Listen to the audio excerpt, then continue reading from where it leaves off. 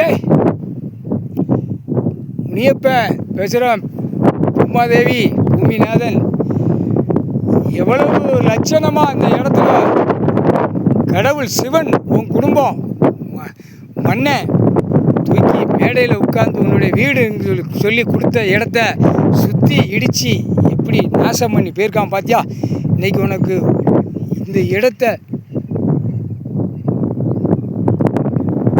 பறவை அடிச்சிட்டான், ஆந்த அடிச்சிருச்சு. அப்போ இவன் குடும்பம் முடிஞ்சு போச்சு. ஆந்த அடித்தாலே முடிஞ்சு போச்சு. முக்கால் சத்தியம் சந்தோஷம்.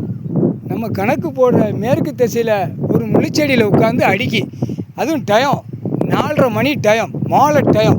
அப்போ எப்படி அப்பா இது எவ்வளோ பெரிய ஒரு அபூர்வமான கணக்கு. அப்போ எவ்வளோ அவன் ஆத்திரத்தில் இருந்திருப்பா இடித்து தூக்கி எறியதுக்கு. ஒப்ப விட்டு சொத்தா இல்லை மாத்தா விட்டு சொத்தா இடித்தாளா இடித்து இன்றைக்கு வரைக்கும் விற்று தின்னுட்டு நக்கி கொண்டே இருக்கான். அவள் தான் பெரிய விளையாட்டு. கோர்ட்டு நீதிமன்றத்தில் கேட்டுக்கோப்பா, 2 தரப்பு சிலிவுத்துரு OS 164 கேஸ் நம்பர் சிலிவுத்துரும் 1237 தெற்குபாளையம் ராஜபாளையம் நீதிமன்றமும் சிவில் கேஸு, சிவிலுக்குள்ள கணக்கு, கிரிமினல் உள்ள கணக்கு. வழக்கறிஞர் கேளப்பா, ஜட்ஜி கோட்டார் ஆண் பெண்ணு கேளப்பா.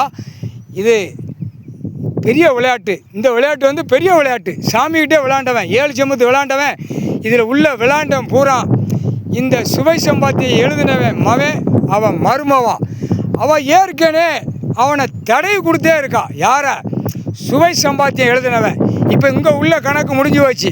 இன்னும் அடுத்து வீடு கை வைப்பான். அவள் வந்து பெரிய கிரிமினல். இன்றைக்கி கணக்கு இங்கே முடிக்கணும்.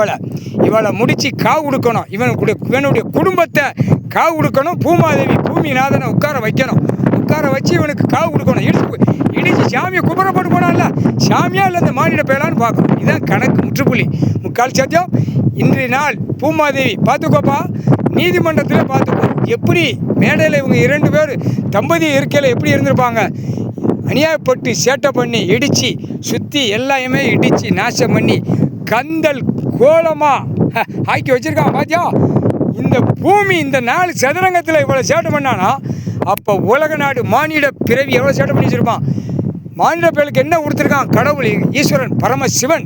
சாப்பாட்டு உணவு, இருப்பு ஆடை, இருப்பு இடம், இதுதான் பூரா மூளையை திருச்சி பாழாக்கிட்டான். பூமாதேவி உனக்கு முன்னாடி காவு கொடுத்தாச்சு.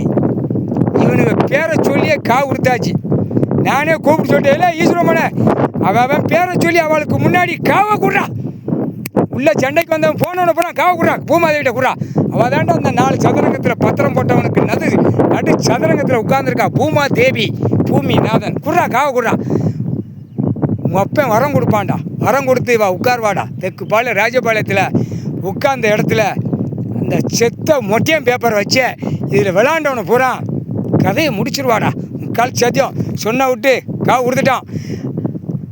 எல்லா பேரையும் சொல்லி காவு கொடுத்துட்டேன்.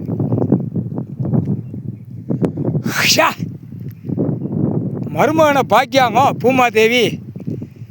இந்த இடம் அமர்க்களமாக இருந்த இடத்த நாசம் பண்ணி வச்சுட்டு போயிருக்கான். சரி நீப்பன் கணக்கு எனக்கு இன்றைக்கி திருப்தி. உன்னை உட்கார வச்சது திருப்தி. கணக்கு போட்டாச்சு. இந்த இடத்துல உனக்கு முன்னாடி இவனுக்கு காவு டெய்லி இறங்கும். தெற்குபாளையம் ராஜபாளையம் காந்தி சிலை வழியாக தான் போவான். கதையை கணக்கை முடிச்சிரு. முக்கால் சத்தியம்.